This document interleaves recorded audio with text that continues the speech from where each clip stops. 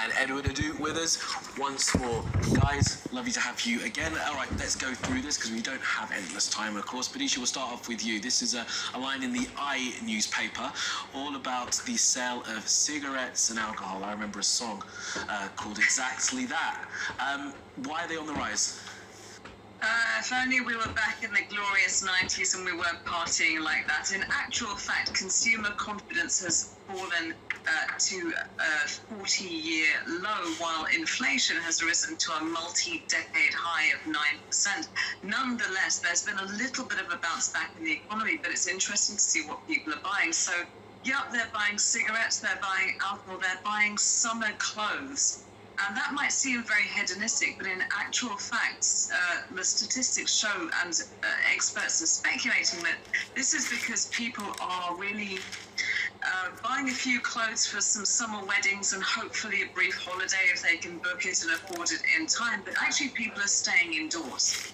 So this is not a sign that everyone is feeling confident in their spending. In fact, what's happening is what always happens prior to a recession. You know, people talk about miniskirt lengths going shorter and people getting into party mode.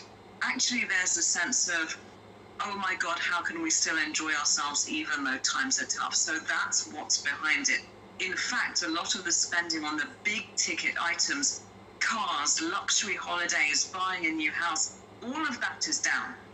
And all of the statistics show that spending in non-food stores is down as well.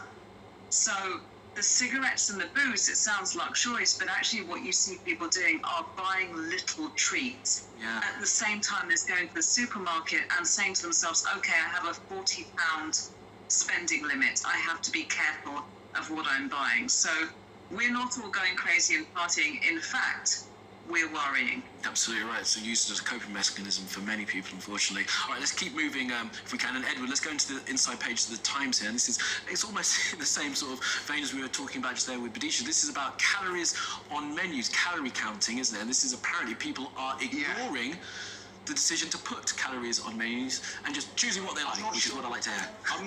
No, but exactly. I'm not sure about you when you're out and about whether you actually pay attention to it. I remember once having a conversation with a specialist who referred to sort of BMI and said, Mr. Adu, you are obese. That was many years ago, and luckily things have moved on and changed. But it's about.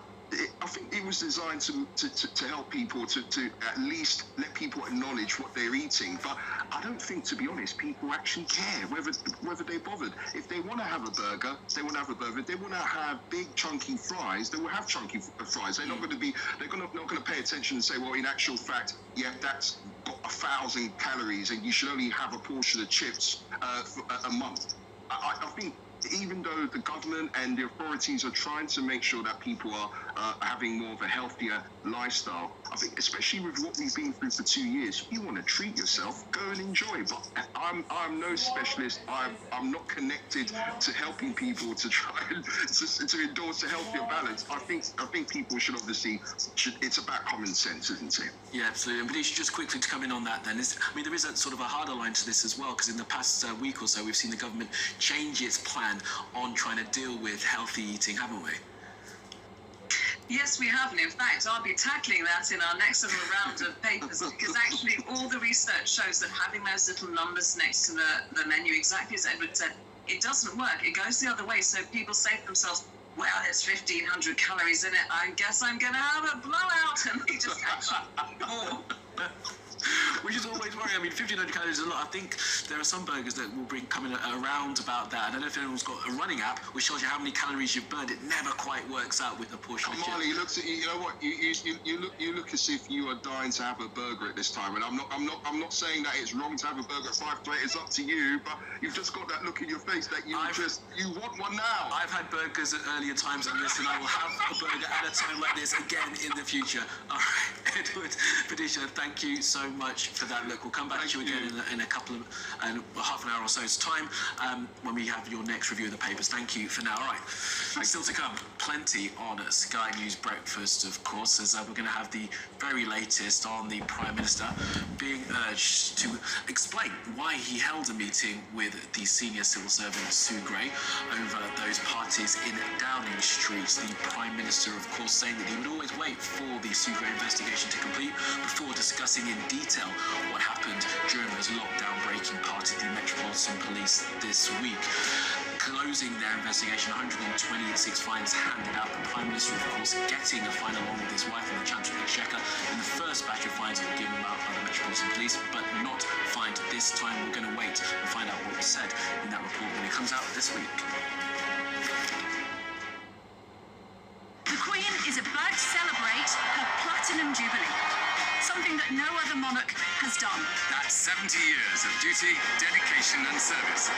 Sky News will bring you the celebrations and pageantry to mark this historic occasion. Plus, a very special guest.